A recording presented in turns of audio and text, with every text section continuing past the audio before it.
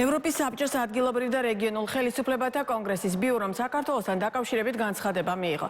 კონგრესის ბიურო მოუწოდებს საქართველოს მთავრობას დაუყოვნებლივ მიიღოს ზომები უკიდურესი პოლიტიკური და სოციალური პოლარიზაციის მოსახსნელად. დაიცვას დემოკრატიული უფლებები და შეკრებისა და გამოხატვის თავისუფლება. მშვიდობიანი პროტესტი დემოკრატიული საზოგადოებების განუყოფელი ნაწილია.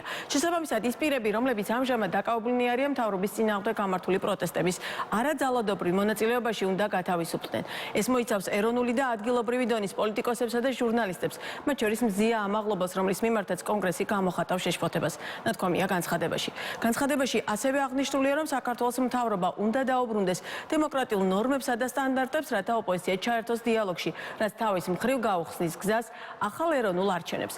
ტექსტში ასევე ვკითხულობთ, რომ ადგილობრივი თვითმმართველობის არჩევნები უნდა გადაიდოს, ვინაიდან მათი ჩატარება მიმდინარე პირობებში ქმნის სიტუაციის გამწვავების რისკს. მე მინდა საზოგადოებას ესმოდეს, რომ ეს არის უკიდურესად არაორდინალური განცხადება ამ ორგანიზაციისგან, იმიტომ რომ ძალიან იშვიათად არის და თითქმის არ ხდება, რომ კეთდება მოწოდება, რომ არჩევნები გადაიდოს, თუ არ მოხდება შესაბამისი პოლიტიკური გარღვევა არჩევნებამდე.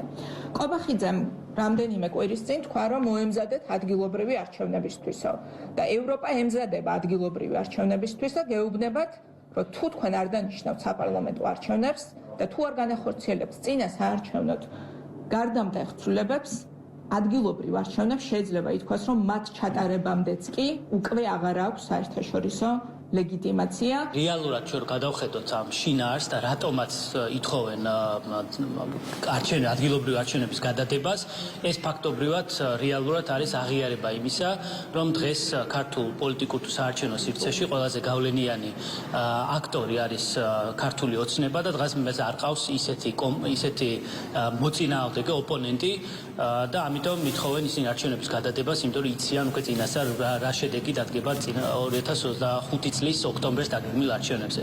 მათგან ხა შეიძლება მათ აღიარონ ეს ან არ აღიარონ, ეს მათი არჩევანია, მაგრამ მათგან განსხვავებით ჩვენ არ ვაპირებთ, რომ მუდმივ პოლიტიკურ ბურუსში და გაუგებრობაში ვავყოფთ ეს ქვეყანა. არჩევნები შედგება 2025 წლის 3 ოქტომბერს, ამას წინ არაფერი არ უდგას.